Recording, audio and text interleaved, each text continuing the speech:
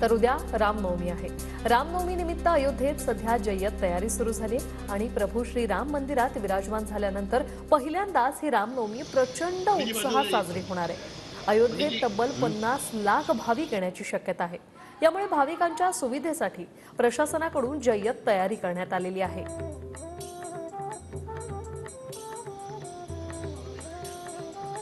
रामनवमीच्या पवित्र सणासाठी अयोध्या नगरी सज्ज झाली आहे। भक्तांसाठी रेड कार्पेट हाताळण्यात आलेलं आहे। सगळी दृश्य आपण पाहतोय अयोध्येतली आहेत आणि ठिकठिकाणाहून या ठिकाणी राम भक्त दाखल झालेले आहेत। लाखोंच्या संख्येमध्ये राम भक्त दाखल झालेले आहेत। स्वतः मुंबईचे विद्यमान खासदार राहुल शेवाळे सुद्धा या ठिकाणी प्रभू श्रीरामाचं दर्शन घेण्यासाठी पोहोचलेले आहेत। बाळासाहेबांचा खरं हिंदुत्वाचा जो वारसा आहे तो आम्ही जपतोय असा दावा सुद्धा ते या ठिकाणी करतायत। आणि आपण ही सगळी गर्दी पाहतोय।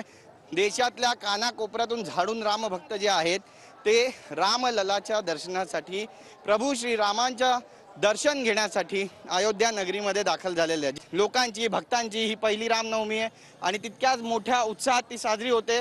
एखाद्या दिवाळीचं स्वरूप जे आहे ते या रामनवमीला प्राप्त झालं आहे। अयोध्येतली ही जी दृश्य आहेत ती अद्भुत आहेत, अविस्मरणीय आहेत आणि स्मरणामध्ये कायम साठवून ठेवावीत अशीच आहेत। यापुढे देखील अशाच पद्धतीचं वातावरण अयोध्येमध्ये अनुभवायला मिळालं तर नवल वाटायला नको, कारण अयोध्येमध्ये प्रभू श्रीराम विराजमान झालेत। कॅमेरा पर्सन योगेश गुरवसह गिरीश गायकवाड, TV9 मराठी, अयोध्या।